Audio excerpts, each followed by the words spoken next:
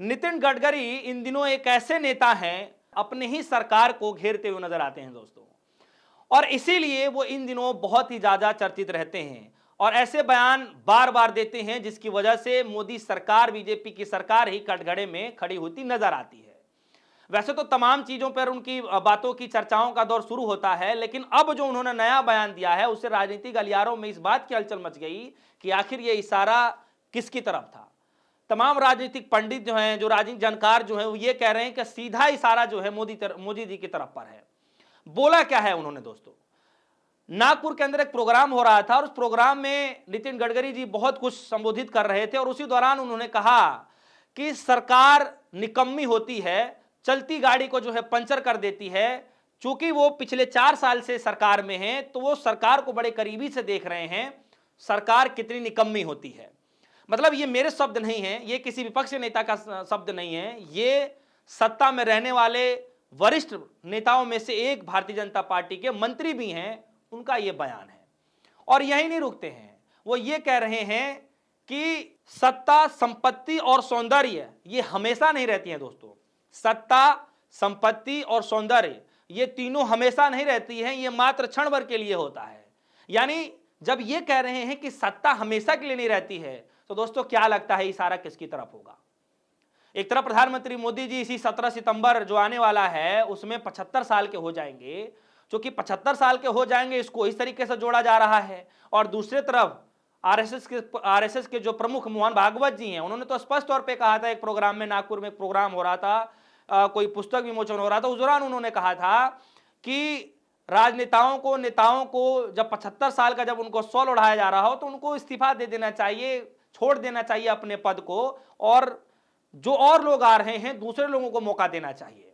तो उस दौरान भी बहुत चर्चा हुई थी कि क्या ये मोदी जी के लिए इशारा है। हालांकि विपक्षी पार्टियों ने तो लगातार तंज कसते हुए कहा कि ये साफ तौर पे मोदी जी की तरफ इशारा था, उनको छोड़ देना चाहिए। अब जब नितिन गडकरी ये कह रहे हैं कि सत्ता और जो संपत्ति है और जो सौंदर्य है ये हमेशा साथ नहीं देती है, हमेशा के लिए नहीं होता, क्षण भर के लिए होता है, तब नितिन गडकरी के बयानों को भी इस तरीके से देखा जा रहा है कि क्योंकि 75 साल के मोदी जी होने वाले हैं और इस तरीके से बयानात रुकने का नाम नहीं ले रहे हैं दोस्तों।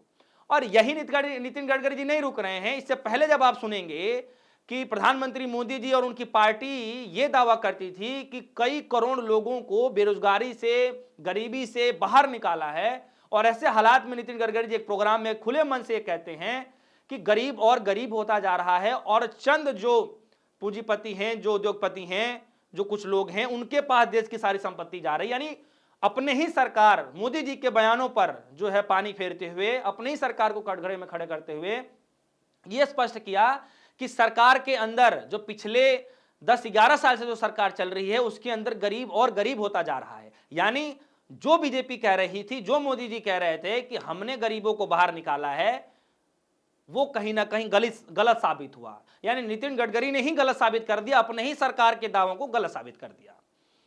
और आपको याद होगा दोस्तों कि जैसे ही उन्होंने बयान दिया, इसकी काफी ज्यादा आलोचना हुई थी राजनीतिक गलियारों में। जो राजनीतिक पंडित हैं, जो विपक्ष के नेता हैं, वो बार बार ये कह रहे थे कि अगर हम कहते तो चलिए आपको लगता कि राजनीति हो रही है, लेकिन जब आप ही के नेता, आप ही के मंत्री कह रहे हैं कि ये चीजें हो रही हैं, गरीब और गरीब हो रहा है, अमीरों के पास पैसा जा रहा है, तब इसको आप किस तरीके से स्पष्टीकरण देंगे? इस पे पार्टी की क्या सफाई होगी, क्या रुख होगा?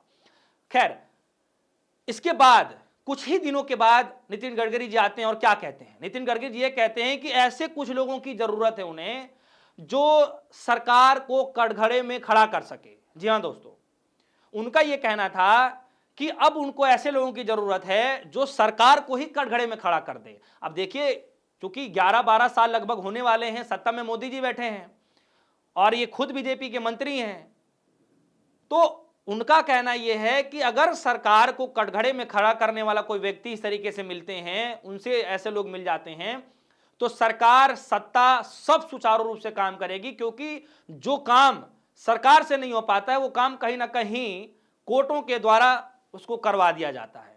तो सुचारू ढंग से चलाने के लिए कुछ ऐसे लोगों की जरूरत है जो सरकार को कटघरे में खड़ा कर दे।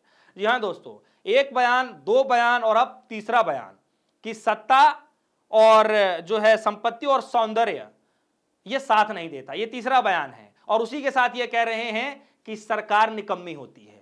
यानी किसकी सरकार निकम्मी होती है, कौन सी सरकार निकम्मी होती है, यह स्पष्ट तो नहीं है, लेकिन ये कह रहे हैं क्योंकि वो सत्ता में पिछले 4-5 सालों से हैं, तो उन्होंने बड़े करीबी से देख लिया इस चीजों को। तो सबसे बड़ा सवाल ये उठ जाता है दोस्तों कि क्या लगता है आपको कि आने वाले समय में नितिन गडकरी क्या पीएम का चेहरा हो सकते हैं? वो बात अलग है कि पीछे से जो सपोर्ट आरएसएस का होता है, आरएसएस लगातार जो है सपोर्ट करती है ऐसे लोगों को कि कैसे जो है एक प्लान बनाया जाए, कैसे चेहरों को आगे लिया जाए, ये सब एक इंटरनली मैटर होता है। लेकिन चूंकि प्रधानमंत्री मोदी जी 75 साल के होने वाले हैं, तो यह स्पष्ट हो जाता है कि कहीं ना कहीं यह अंदेशा और जिस तरीके से पैनी नजर रखते हुए कड़े भरे अंदाज में, कड़े शब्दों में जो वो भाषण देते हैं, अपनी सरकार को घेरते हैं, तो कहीं ना कहीं ये सवाल उठना वाजिब हो जाता है दोस्तों। हालांकि वो बात अलग है कि प्रधानमंत्री मोदी जी 75 साल के जब हो जाएंगे तब वो अपने पद छोड़ेंगे या फिर नहीं छोड़ेंगे, ये उनका निजी मामला है। वो इसलिए क्योंकि किसी भी संविधान की कॉपी में, किताब में ये नहीं लिखा है कि 75 साल के बाद कोई पीएम नहीं बन सकता है।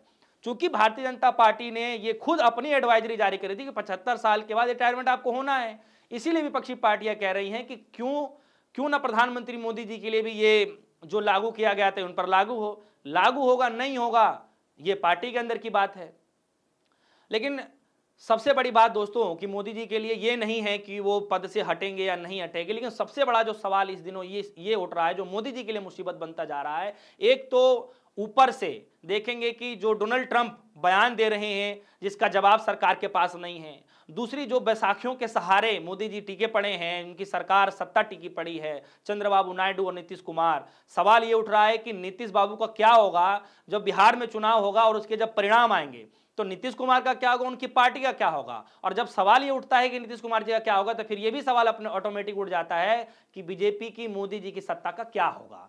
नीतीश बाबू नाराज चल रहे हैं, अगर सत्ता गई तो गया, और इधर नायडू बाबू तो खैर नाराज चल ही रहे हैं, जिस तरीके से उनका रवैया आप देख रहे हैं। तो आपको क्या लगता है कि ऐसे हालात में क्या नितिन गडकरी जी को सामने किया जा रहा है? क्या जो दूसरे नंबर पर जो चेहरा पीएम के तौर पर बताए जाते हैं अमित शाह जी, क्या उनको पीछे करने की कोशिश हो रही है, या फिर योगी आदित्यनाथ जी को मौका मिलेगा, देवेंद्र फडणवीस को मौका मिलेगा, किसको मिलेगा मौका? ये सबसे बड़ा सवाल है। और ऐसे में जो नितिन गडकरी जी बार बार सवाल अपने ही सत्ता से पूछ रहे हैं, ये तो सवालियों का निशान अपने ही सरकार पर खड़ा करता है। तो दोस्तों सवाल आप सभी से है कि क्या लगता है नितिन गडकरी जी के पीछे कोई और, नितिन गडकरी से कोई और इन शब्दों को बुलवा रहा है, या नितिन गडकरी जी को यह संदेशा साफ पता चल चुका है कि आने वाले समय में उनको ही ये कुर्सी मिलेगी? आप सभी के मन में क्या कुछ चल रहा है वीडियो कमेंट सेक्शन में जाकर जरूर बताइएगा। फिलहाल के लिए दीजिए इजाजत। देखते रहिए न्यूज़। धन्यवाद।